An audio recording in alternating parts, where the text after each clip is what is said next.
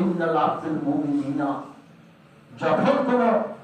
মুমিন বান্দার মৃত্যুর সময় এসে যায়, পরকাল কি হয়, পরকালে ডাক এসে যায়, যখন কোন মুমিন বান্দার মৃত্যুর সময় চলে আসে, আয়ুকাল ফুরিয়ে যায়, তখন আকাশ থেকে একদল ফেরেশতা, সেই ফেরেশতাগুলোর চেহারা এতই সুন্দর উজ্জ্বল,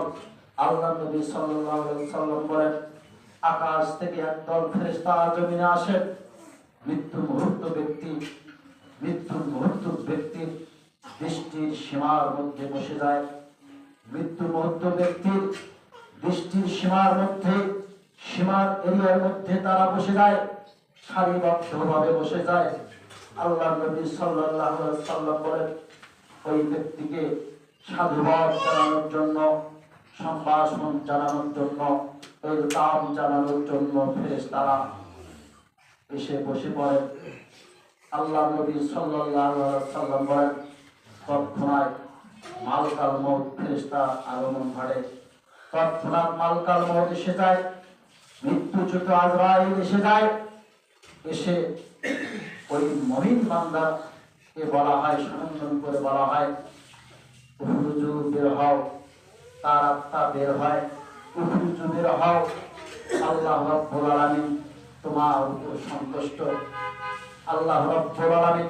তোমাকে সত্যায়িত করেছেন, আল্লাহ রাব্বুল আলামিন তোমার গুনাহগুলো, তোমার পাপগুলো ক্ষমা করে দিয়েছেন।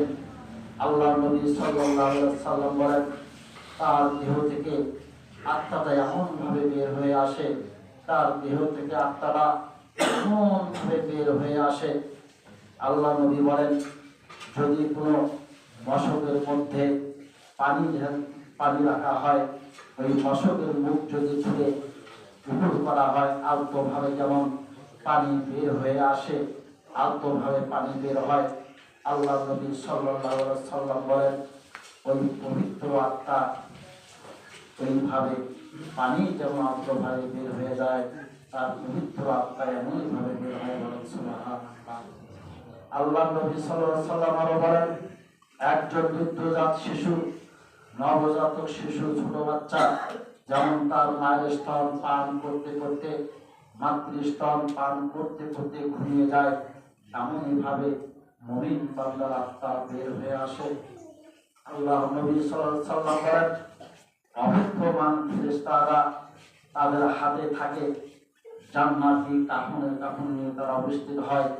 জান্নাতি কাফন তারা হাতের মধ্যে রাখে এবং ওই কাফনের মধ্যে সুগন্ধি মেখে রাখে, এবং মৃত্যুচ্যুত আজরাইল মালাকুল মউত যখন তার জীবনকে কব্জ করে, রুহতে বের হয়ে যায়, এক মুহূর্ত সময় মালাকুল মউত ফেরেশতা মৃত্যুচ্যুত আজরাইল তার রুহকে, ওই ব্যক্তির রুহকে এক মুহূর্ত, এক সেকেন্ড রাখে না, তৎক্ষণাৎ ফেরেশতাদের উপর অর্পণ করে দেয়। ফেরেশতারা সেই জান্নাতি কাফনের কাফন এইভাবে বিছিয়ে বলে, আত্মাকে আমাকে দাও, এই পবিত্র আত্মা আমাকে দাও। ফেরেশতারা ঘোরাফেরা করতে থাকে, ফেরেশতারা কার আগে সেরা আত্মা নিয়ে ঘোরাফেরা করে থাকে, এইভাবে তারা সুগন্ধিওয়ালা কাফন এইভাবে দিয়ে দেয়। রুহটাকে মালাকুল মউত রুহটা ফেরেশতাদের নিকট অর্পণ করে, ফেরেশতারা সেই কাফন জান্নাতি কাফন দিয়ে বেশিয়ে আসমানের দিকে ছুটতে থাকে, ওয়েলকাম সম্ভাষণ জানিয়ে স্লোগান দিতে দিতে প্রথম আসমানের দিকে ছুটতে থাকে। আল্লাহ নবী সাল্লাল্লাহু আলাইহি ওয়াসাল্লাম বলেন, প্রথম আসমানে যাওয়ার পর দরজা খুলে দেওয়া হয়, এমনই ভাবে একদল ফেরেশতাদের সঙ্গে সাক্ষাৎ হয়, প্রতিমধ্যে একদল ফেরেশতাদের সঙ্গে সাক্ষাৎ হয়, দেখা হয়। সেই ফেরেশতারা বলে,